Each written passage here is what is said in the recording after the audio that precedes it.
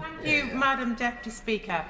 My constituents in Aldridge Brownhills do not object to immigration per se, and it's a myth to assume that people who voted for Brexit did so purely from the basis of racism. Far from it. What people across my constituency do want to see, though, is a fair immigration system, a system where people stand in turn and come to this country fairly.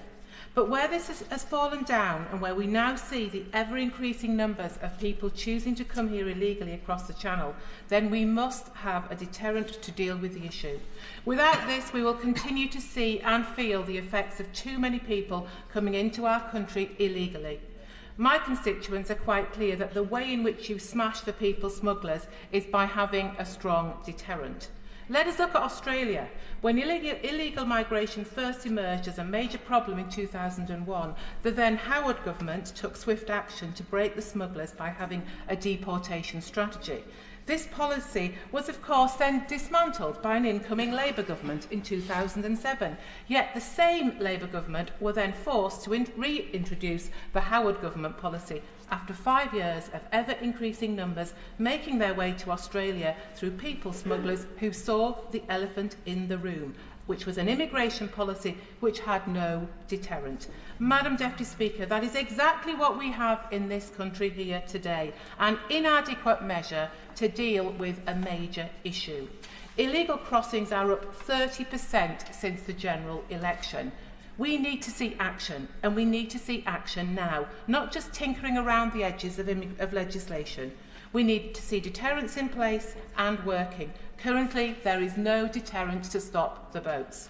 Now, turning specifically to the bill in front of us today. Firstly, the repeal of the Safety of Rwanda Act 2024 and repeal of the Illegal Migration Act 2023. Much has been said about these two pieces of legislation, but what I see in front of me in this bill amounts to sheer madness. It means that asylum seekers can refuse to take a scientific age assessment and consequently would no longer be treated as over 18 if they refuse to take this. How on earth does the government plan to identify adults pretending to be children if they legislate to allow them not to have to take a scientific age assessment? This surely acts as a further tool in the armoury of the people smugglers, who I'm sure are already poring over this legislation and identifying the loopholes. What does it mean for safeguarding of those who in our country are tasked with dealing with these individuals? As it stands, the proposed legislation would enable what I believe is the unintended consequence around refusing a rescue, whereby someone on a small boat can claim they are a parent with a child and can therefore refuse rescue by French authorities, refuse return to France and continue to, yes, the UK. What is needed is an understanding and a plan of what to do with someone you can't return. You need third-party agreements. They are vital. That's why we put the Rwanda scheme in place.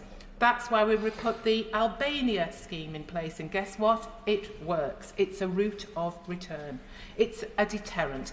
Those coming illegally to the UK from Albania, they know that they will be returned. But disappointingly, the minute this Labour government came to power and signalled its intentions to scrap the deterrent within our immigration policy, the number of channel crossings once again started to rise, 30% in 7 months. Now, I do accept that as a government we had far more to do, and some of our loss of trust with the British people was not least of all on this issue. But this bill and this government's repealing of the Rwanda legislation will do nothing to improve the trust of this House and the British people to make them believe their borders are safe. Indeed, all this does is tinker at the edges. Our constituents want to see action, not just words. And I cannot, in all honesty, see anything in this bill which gets to the heart of the problem, which has to be to smash the gangs. I am left fearing what is worse, that this proposed legislation simply gives a green light to the people smugglers that this country has open borders without any form of deterrent. And for that reason alone, I cannot support this legislation.